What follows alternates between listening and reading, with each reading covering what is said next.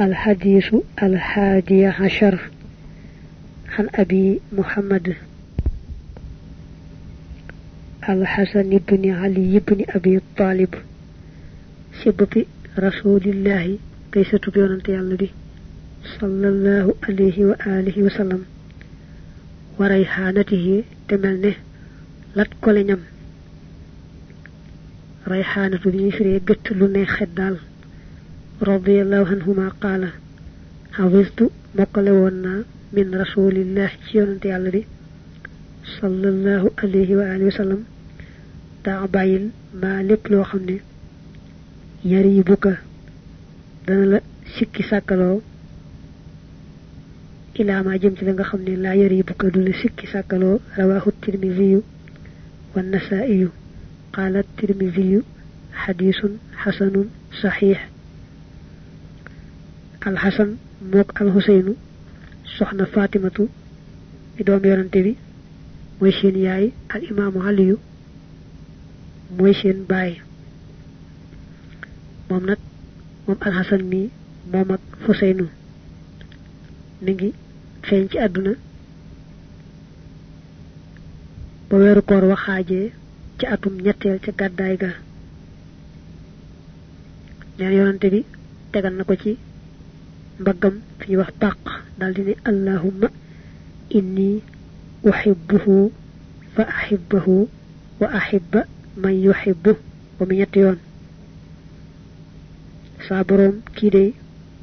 dama ko sopp may ñaan nga sopp ko ba sopp sax ku ko sopp wax ko ba muy ñett yoon di tax nak mu ne di satu yonante di lat ko lañu di lat ko lañu yonante bi ci bopam mo ne won huma rayhanataya min ad-dunya shabbahuma bi rayhanin tayyib ar-rih yurtahu li ru'yatihi wa shammihi mo ne won hasan mi ko seynu ñoy samay ñaari lat ko lañ manam lu neexa xol ta ne xet ci xeetu gantax mbaa ci leneen ñu koy wax lat ko lañ ene ñaari sëtam ñi non lañ mel ci moom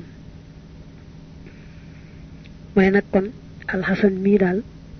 di sëtu yonante bi moo ne mokkali woon naa ci saa maam baat yi mu ne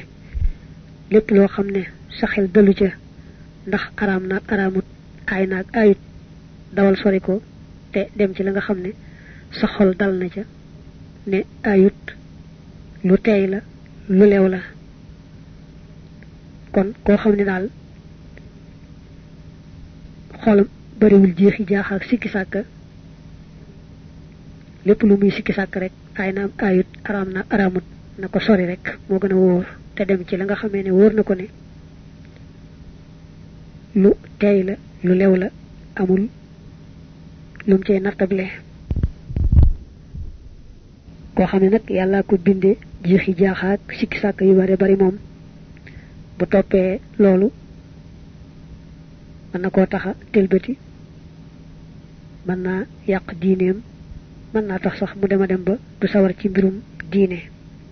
moo tax ñuy moytuloo daal xeeti sikki sàkk yeeg jeexi jaax yi demee noonu al hadith at